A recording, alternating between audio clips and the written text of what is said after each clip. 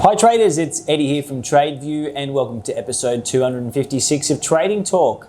In this week's episode, our senior trader Matt uses a technique involving multiple moving averages to determine the overall direction of the market, as well as the entry on a lower time frame.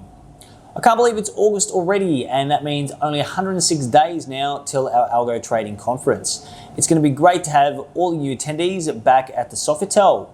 We'll be releasing some serious new features in TradeView X this year that will be available to attendees. For example, there'll be some new powerful blocks inside X Builder enabling advanced AI predictive modeling, as well as some cloud-based scanning tools allowing you to identify, filter, and trade products, for example, a basket of stocks, easier than ever before. Take advantage of this opportunity to learn how to trade like Nick, Johan, and Christina, and get yourself a ticket to the 2022 Algo Trading Conference today. I really hope you enjoy this week's episode of Trading Talk, and until next week, all the best with your trading.